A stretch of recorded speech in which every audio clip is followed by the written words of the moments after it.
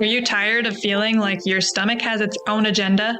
Like the bloating, gas, or constant trips to the bathroom are running your life? Welcome to the Beyond Bloated podcast, the podcast where we tackle those frustrating gut issues head on, without strict diets or giving up your favorite foods. I'm Carly, a certified gut health coach who's been there, struggling with bloating that made me look 6 months pregnant, gut pain that kept me from enjoying meals, and fatigue so draining it felt impossible to get through the day. Now, I help women like you find freedom from those symptoms and take back control of their lives. Each week, we'll debunk gut health myths, dive into simple, actionable tips, and hear stories from women who've been exactly where you are. It's time to feel confident, energized, and bloat-free. Let's get started. Hello, everyone. Welcome back to the Beyond Bloated podcast, or welcome for the very first time. I gotta say, I'm still in Europe and I'm still pumping out episodes, so I've kind of impressed myself because I have been so consistent with this podcast since I launched it, and I didn't know if I was going to be able to do that because as a solopreneur, I got a lot going on. So when I was planning a trip to Europe and I was like, all right, how am I going to consistently have episodes come out when I'm gone? My email list is still getting emails from me while I'm gone. I got to do a lot of prep work, but here we are. I'm almost at the end of my Europe trip and I haven't missed a week. So yay me. And if you could do me one little teeny favor for all of my hard work, I would greatly appreciate it. If you could rate this podcast on Spotify or Apple Podcasts, just drop a star rating. If you're listening on Apple Podcast and you want to write something, I love reading those. It would really make my day coming back from my Europe trip to some new ratings that I could read or just some star ratings. So I really appreciate it. Now we can get into the real reason why you are here. I want to ask you a question. What is the first thing you reach for in the morning? It might be your phone, honestly, but if it isn't your phone, is it a coffee? Because if so, you're not alone. Most of the world is right there with you. In fact, 62% of Americans drink coffee every single day. That is a stat from the National Coffee Association.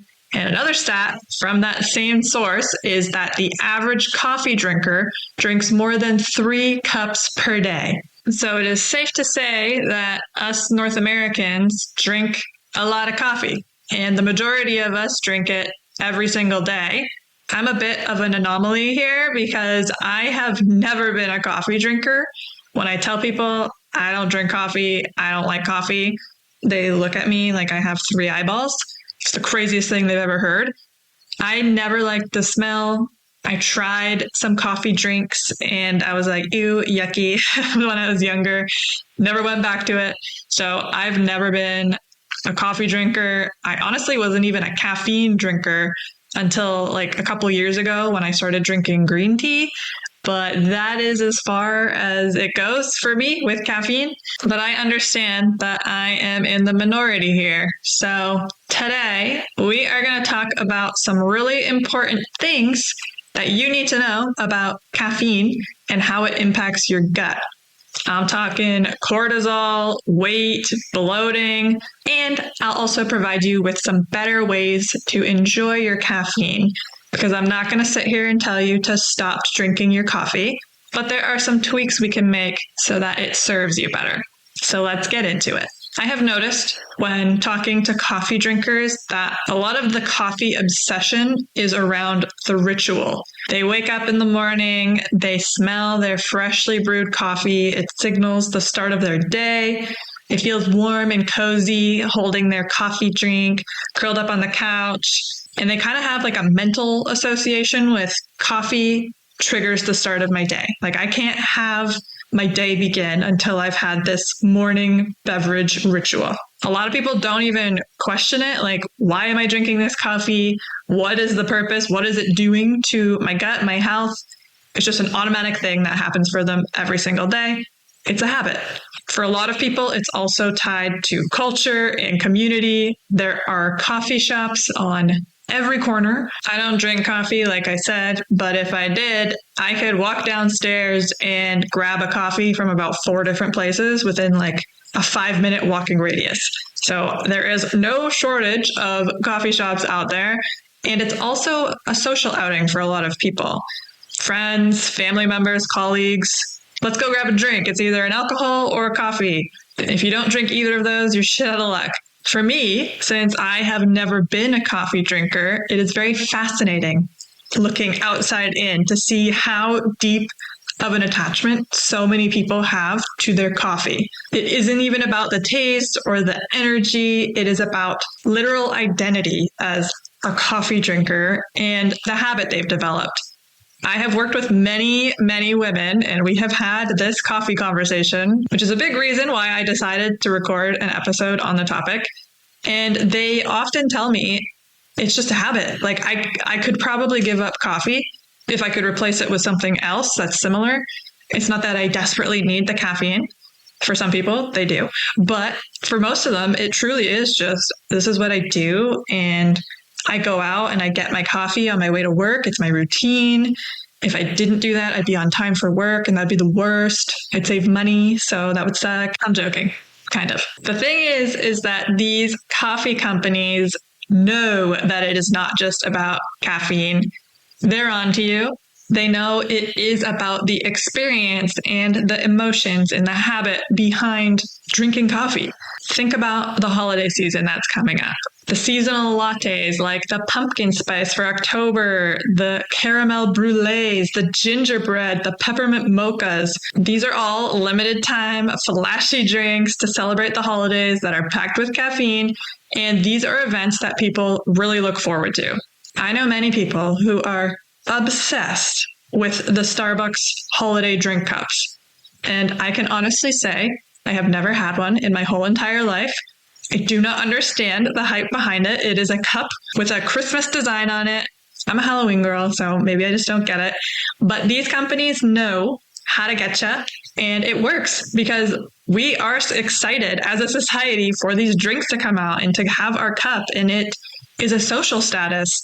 When you're in university, when you're at work, when you're walking down the street with your cool Starbucks drink, the number of social media posts we see around that time with people and their coffee drinks. Maybe you'll start to notice it more now that I've pointed it out, but coffee drinkers like that they are coffee drinkers. It is a status, it is their identity, it is a habit, and they love it. The issue with these fancy, fun, limited time holiday drinks is that they are packed with sugar, syrups, artificial flavors, dairy or dairy alternatives that contain gums and oils and other gut disrupting ingredients.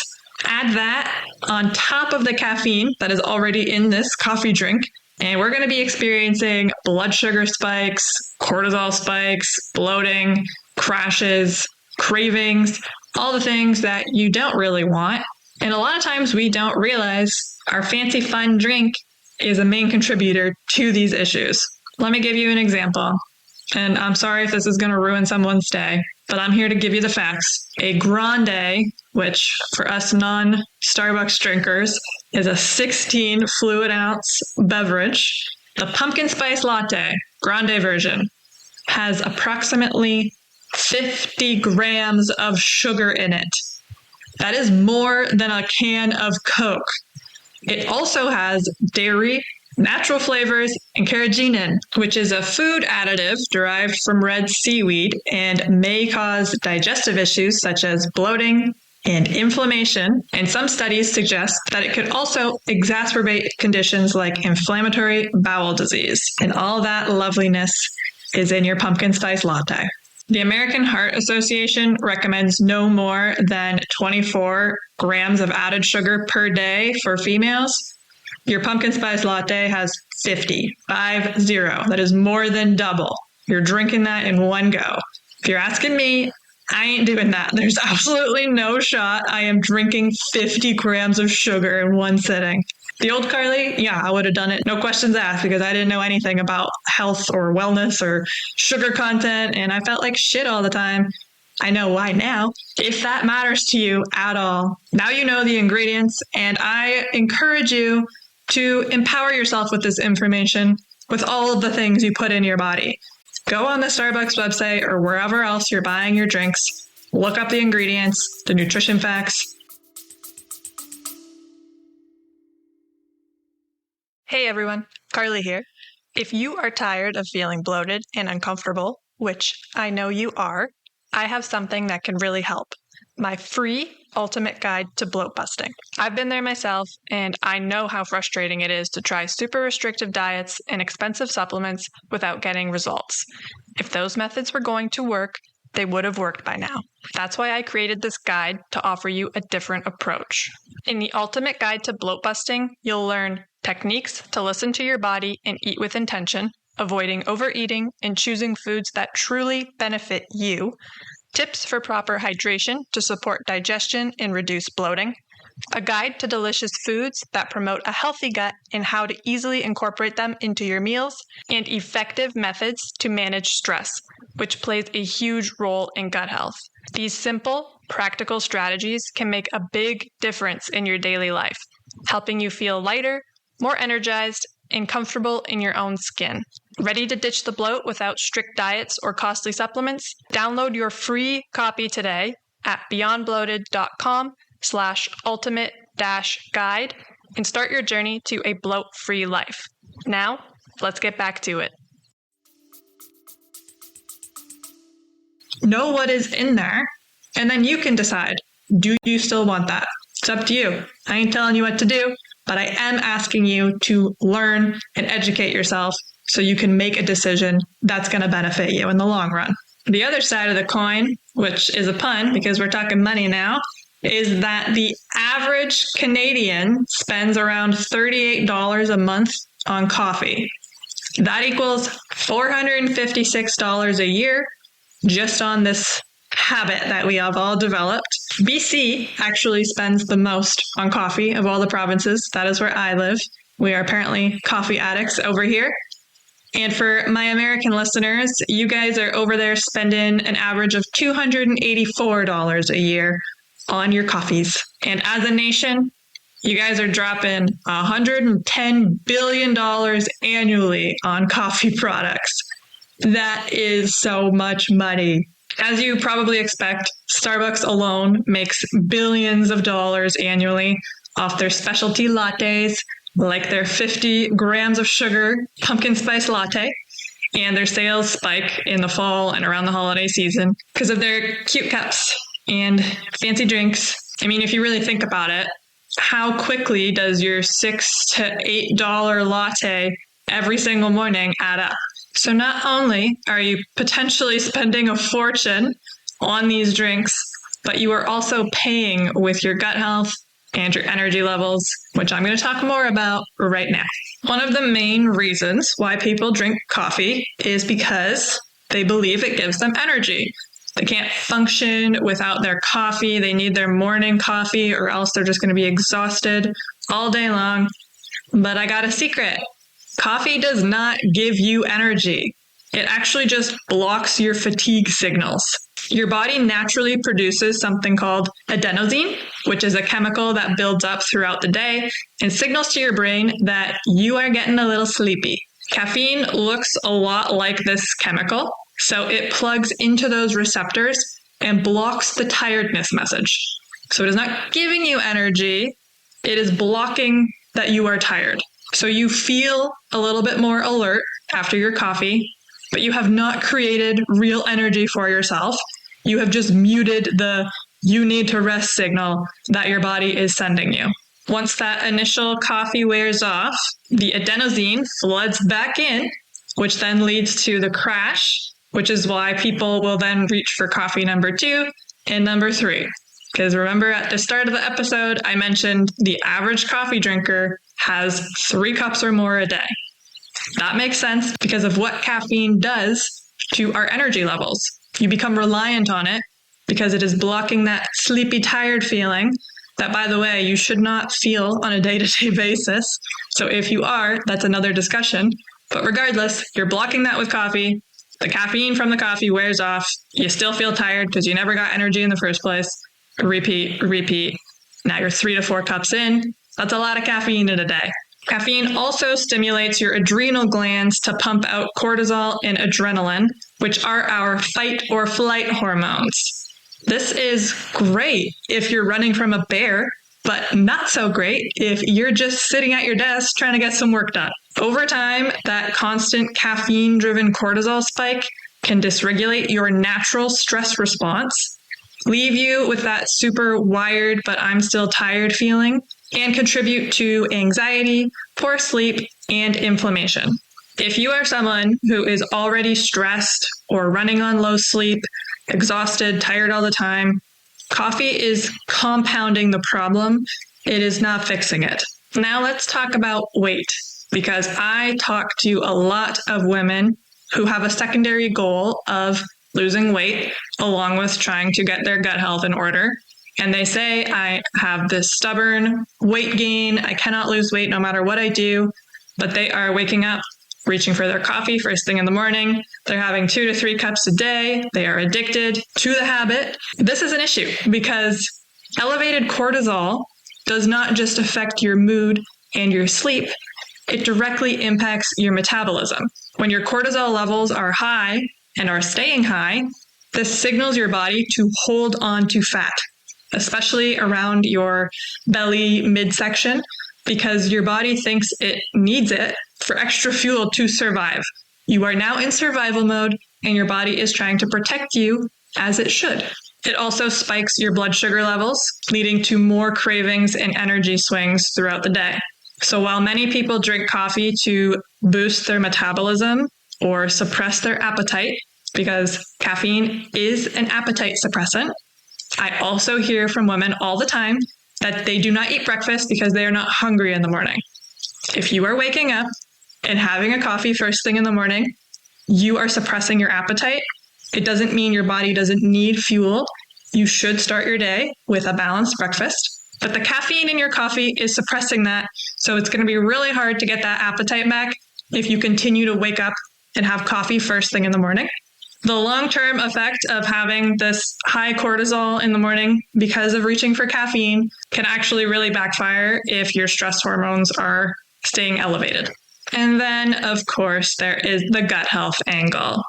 Stress and caffeine equal digestive chaos. Caffeine and cortisol disrupt digestion in multiple ways. So let's talk about them. For one, it is going to slow down your motility. Stress hormones are telling your body to divert energy away from digestion. I've said this before, I'll say it again. When you are being chased by a bear, digestion is not a priority.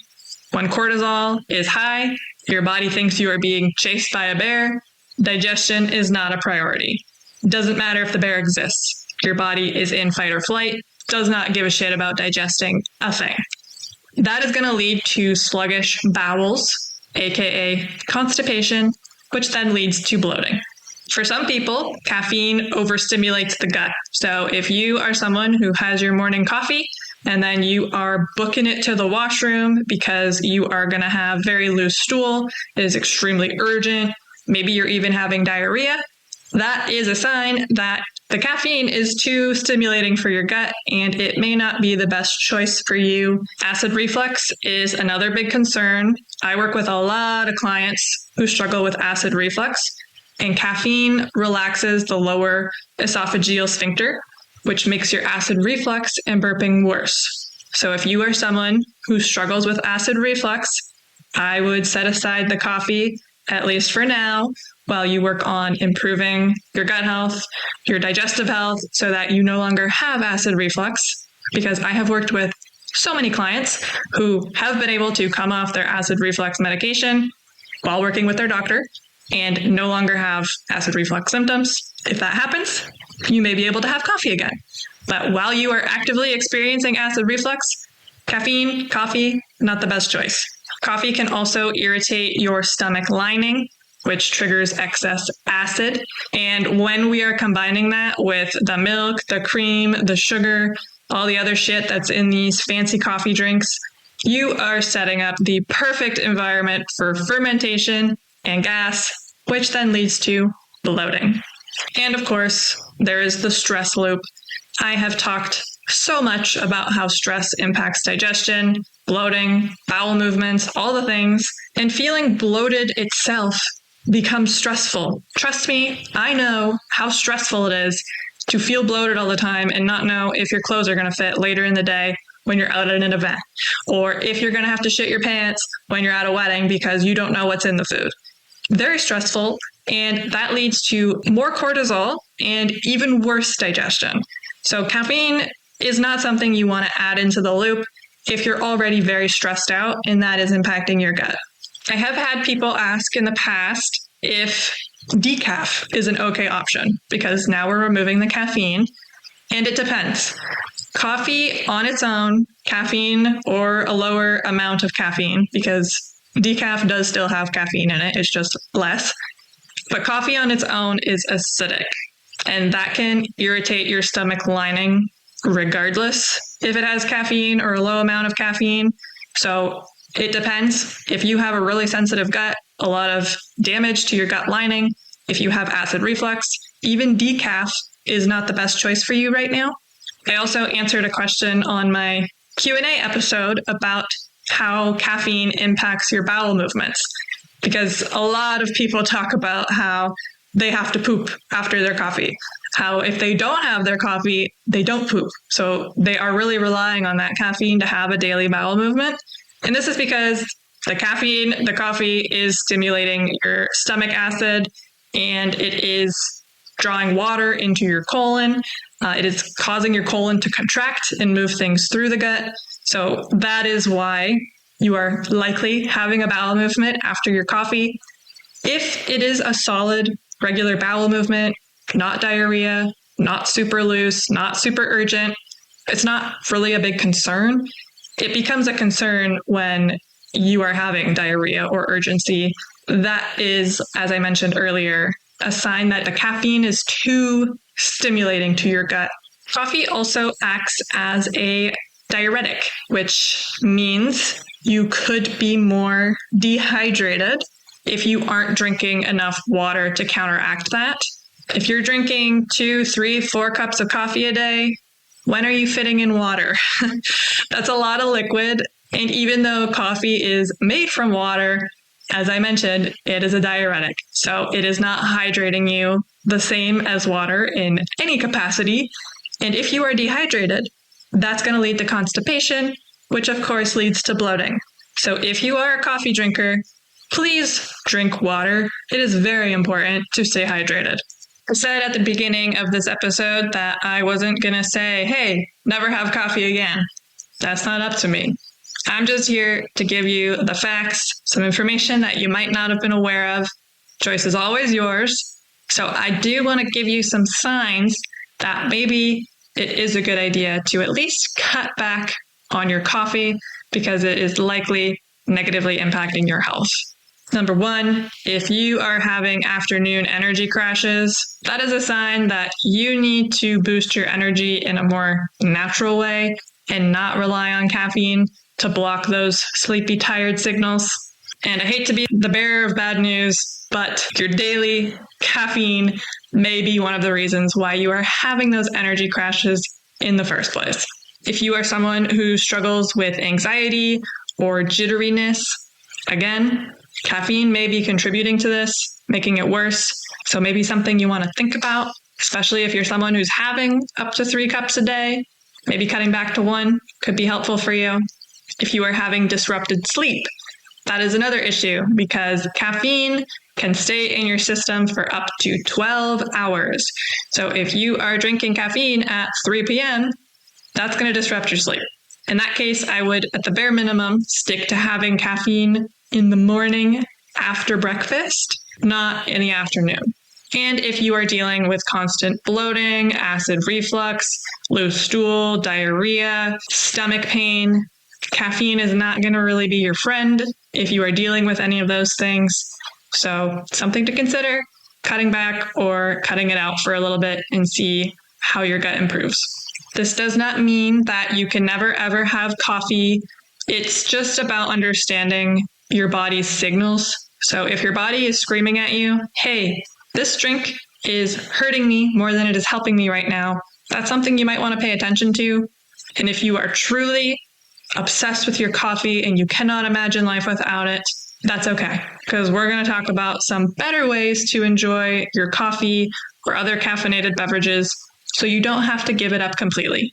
The number one tip that I give to all of my coffee drinking clients, who, by the way, also report a massive shift in how they feel after they do so, is to please not drink your caffeine on an empty stomach.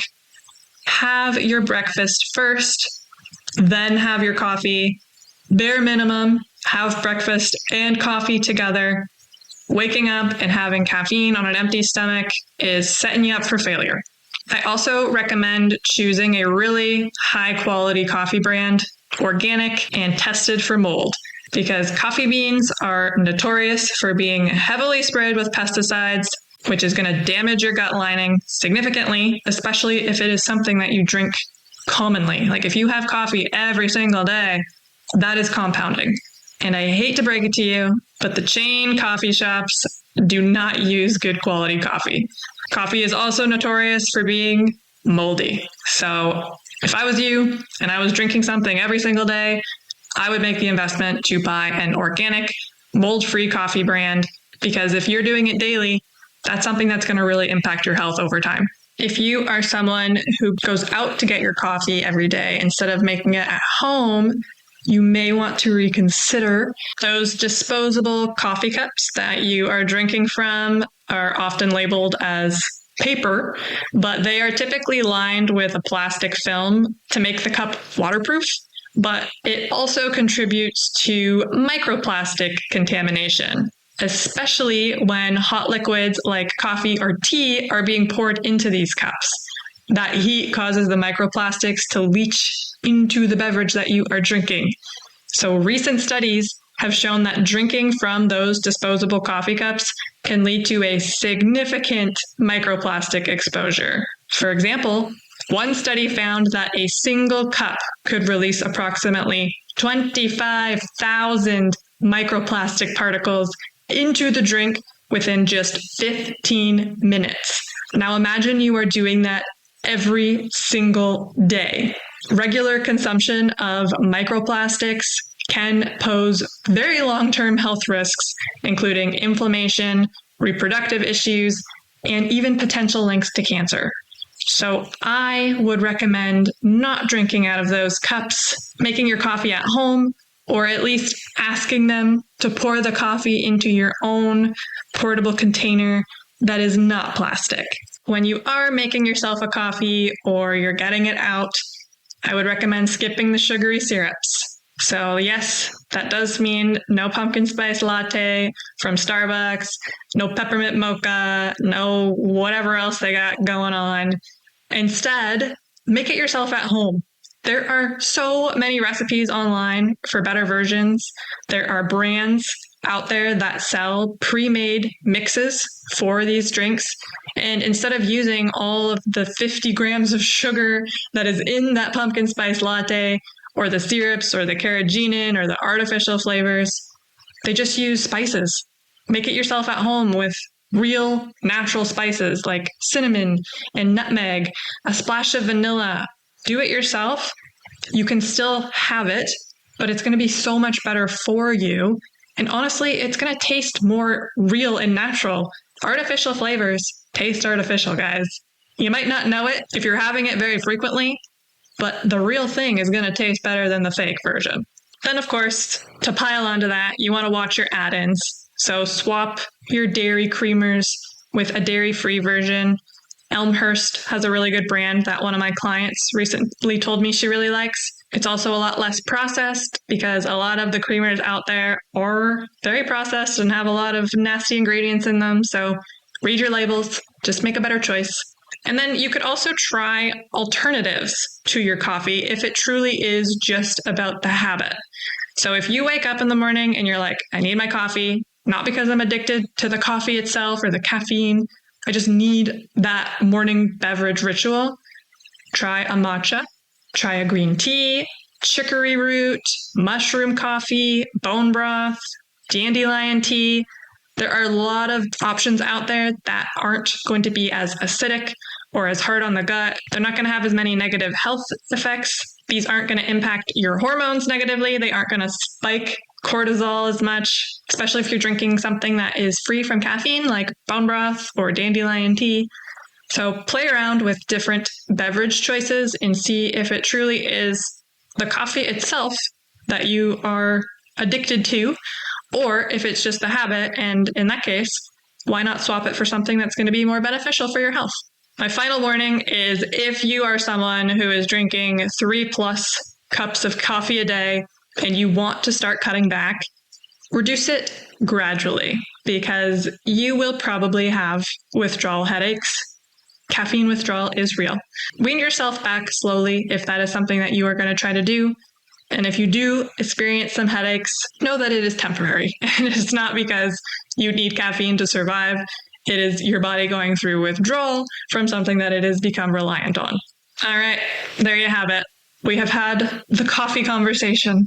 That is what I call it when I talk to my clients about it. I said, are you guys ready to have the caffeine conversation, the coffee conversation? So we just had the coffee conversation, and you now know that caffeine is not providing you with energy like you may have believed.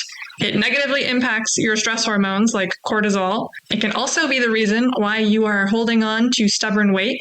And it absolutely can have a negative impact on your gut health, like causing you bloating and inflammation and diarrhea and so many other issues. So like I said, I'm not telling you stop drinking coffee. You do you. But I do want to encourage you to try some experimentation. Try delaying your coffee until after breakfast, or swap it with a cleaner, organic, mold-free version. Or start making your pumpkin spice lattes at home instead of drinking that massive gallon of sugar that you're paying $8 for. If you have any questions about anything I talked about today, or you want to have this coffee conversation in more detail, please reach out to me on Instagram at beyond.bloated. Send me an email, carlyclose@beyondbloated.com, or you can send me a text, which is completely anonymous. If you go to the show notes, there's a link that says send me a text. That goes directly to me. I do not see your name, your phone number, anything about you. However, I also cannot text you back. So if you send me a message that way, I will respond in an upcoming episode. Whether I hear from you or not, I hope you learned something new today, and you'll be hearing from me again next week. Did you learn something new and useful today? If the answer is a big, resounding hell yeah, do me a favor. Subscribe to this podcast. Even better, toss a rating in there too. It helps more bloated babes discover this show and lets me keep bringing you this free, gut-loving content every single week. And hey, don't be greedy. Share this episode with your bestie who's always unbuttoning her pants after dinner. She will love you even more for it. Thanks for hanging out with me and showing your gut some love. Keep on putting what you learn into practice and you will be bloat-free in no time. Catch you in the next one. Bye.